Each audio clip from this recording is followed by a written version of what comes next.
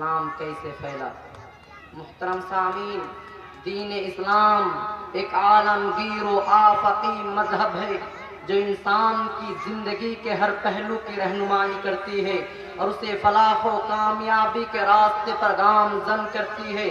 لیکن حیرت ہے کہ بعض لوگ ابھی تک یہ کہہ رہے ہیں کہ اسلام کو تلوار کی طاقت و قوت سے پھیلایا گیا ہے۔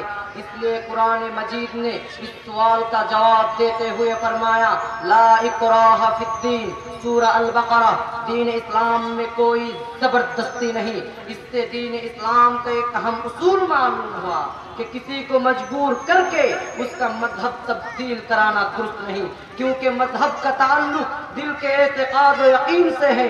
جبر کے ذریعے زبان سے تو اقرار کرایا جا سکتا ہے مگر دل کی دنیا نہیں بدلی جا سکتی۔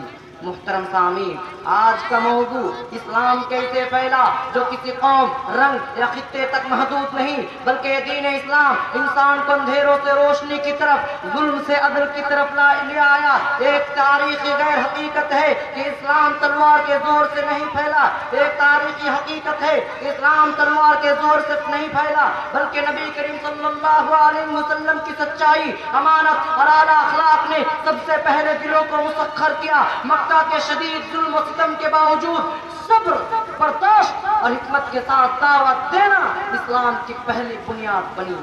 مدینہ منورہ میں اسلامی ریاست کے قیام کے بعد عدل، اجتماعیت، مذہبی آزادی اور انسانی مساوات، غیر مسلموں کو بھی اسلام کی طرف اجازت دیا۔ محترم سامعین، صحابہ کرام رضوان اللہ علیہم اجمعین جہاں گئے اپنے کردار، دیانت اور انصاف کے ذریعے اسلام کا تعارف کرایا۔ تاجر ہو یا حکمران، عالم ہو یا سپاہی، سب نے دعوت کو عمل کے ذریعے عام کیا۔ یوں کہا جا سکتا ہے کہ اسلام اخلاق، انصاف، علم اور دعوت کے ذریعے پھیلا اور یہی اس کی سب سے بڑی قوت تھی۔ آج ہم اس حقیقت کو تاریخ، عقل اور انصاف کی روشنی میں مختصر طور پر سمجھنے کی کوشش کریں گے۔ محترم سامعین، مکہ مکرمہ صبر، استقامت اور اخلاق کا انقلاب۔ ذرا تاریخ کا اوراق الٹ کر دیکھیے، رسول اکرم صلی اللہ علیہ وسلم نے مکہ میں 13 سال گزارے۔ ان 13 سالوں میں کیا تھے؟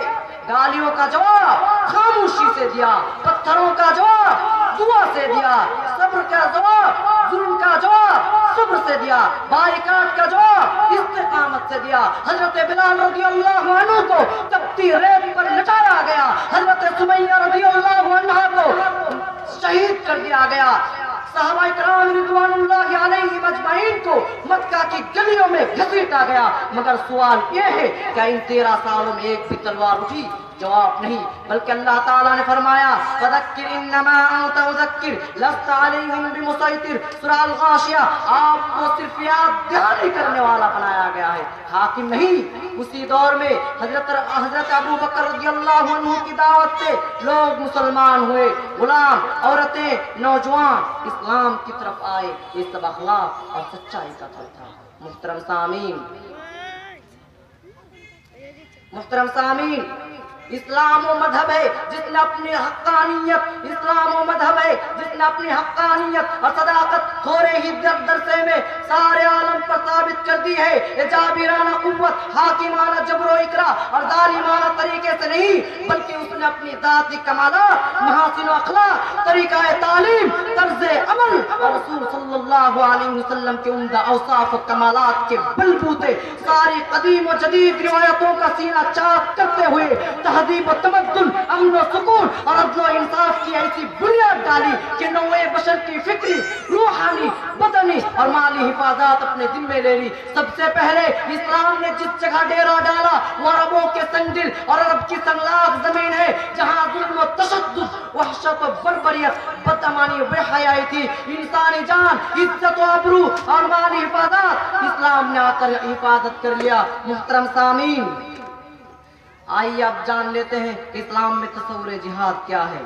محترم سامعین، اسلام نے جہاد کا حکم ابتداءً نہیں دیا، سب سے پہلے اجازت اس وقت ملی جب ظلم حد سے بڑھ گیا۔ اس میں بھی کوئی دو رائے نہیں ہے کہ ہر مذہب کی طرح اسلام نے بھی اپنی حفاظت کے لیے تلوار کا سہارا لیا، تاکہ کوئی اسے ترینے والا سمجھ کر ختم کرنے کی جسارت نہ کرے، بلکہ اللہ تعالیٰ سورہ حج آیت نمبر 39 کے اندر ارشاد فرمایا اذن للذین یقاتلون بانہم ظلموا، یعنی قتال ان لوگوں کے لیے جائز ہوا جن پر ظلم کیا گیا۔ رسول صلی اللہ علیہ وسلم نے جنگ کے سخت حالات میں بھی اخلاق قائم رکھا۔ ذرا غور کریں آپ کی اس بات پر کہ میرے صحابہ تم سنو، تم عورتوں، بچوں، بوڑھوں اور عبادات گزاروں کو قتل نہ کرو۔ صحیح بخاری۔ اگر مقصد اسلام پھیلانا ہوتا تو یہ پابندیاں بے معنی ہوتی۔ صرف یہیں پہ بس نہیں بلکہ فتح مکہ میں طاقت کے باوجود معاف فرما دیا۔ فتح مکہ اسلام کی تاریخ کا عظیم دن ہے۔ 10,000 لشکر دشمن بے بس، رسول صلی اللہ علیہ وسلم چاہتے تو سب کو سزا دے سکتے تھے، سب کو زبردستی مسلمان بنا سکتے تھے، مگر آپ صلی اللہ علیہ وسلم نے فرمایا اذهبوا فانتم الطلقاء، جاؤ تم سب آزاد ہو۔ اسی عفو و رحم اور اخلاق میں مکہ کے لوگوں کے دل جیت لیے۔ محترم سامعین، اسلام کے پھیلاؤ کا اصل راز نبی کریم صلی اللہ علیہ وسلم کا اخلاق عظیم ہونا۔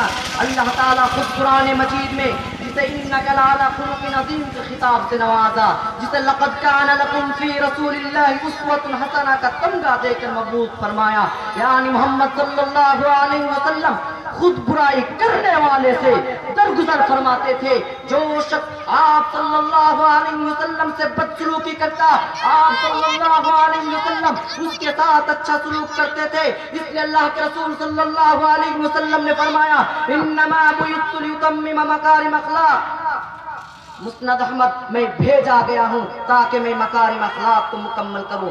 اسلام تاجروں کے ذریعے ہندوستان پہنچا اور دیگر مسلمانوں کے کردار سے ایشیا میں پھیلا، بے غیر فوج، بے غیر جبر۔ یہ سب اس بات کی دلیل ہے کہ اسلام دلوں میں داخل ہوا۔